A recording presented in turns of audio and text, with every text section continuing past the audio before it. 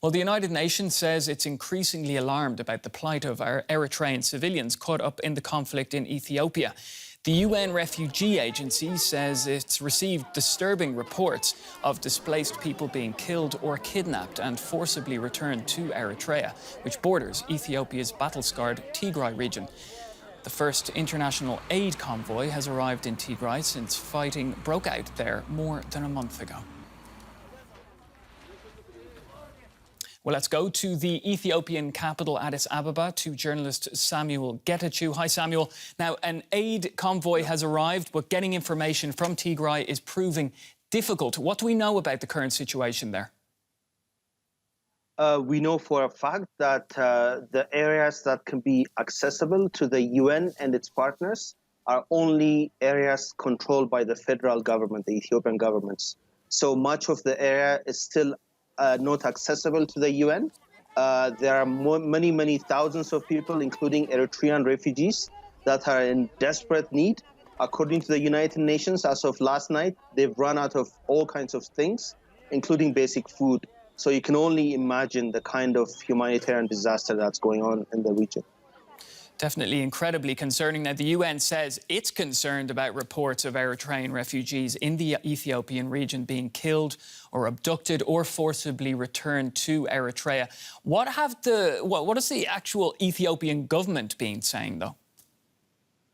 The Ethiopian government side insists Eritrean soldiers are not taking part in any of the conflicts.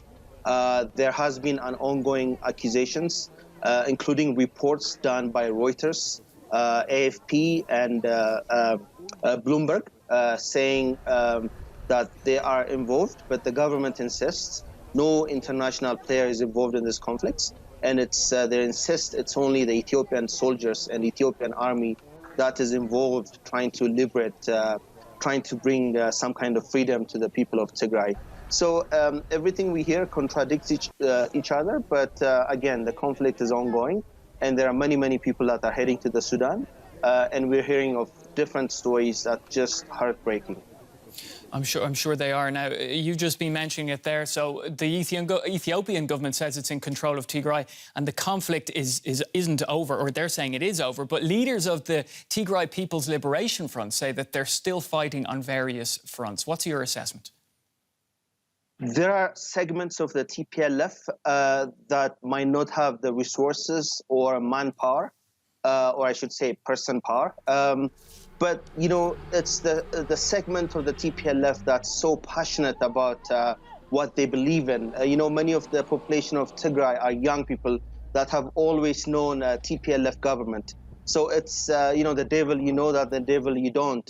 So they're focused on trying to defeat the government or the army, the Ethiopian army. So they're still fighting, and we hear of different stories. And when we hear victims that are heading to the Sudan, they tell us exactly the same thing, which is the conflict is ongoing, and there are many victims that are just dying, and people with little resources, young people, old people being left behind. So it's a catch-22, but we know for certain the conflict hasn't finished. Only because even communication hasn't been lifted in many parts of the region. So it's an ongoing conflict that we're watching from a distance, only because we can't access it as journalists. Well, journalist Samuel Getachew in Addis Ababa, thanks for that update. Thank you.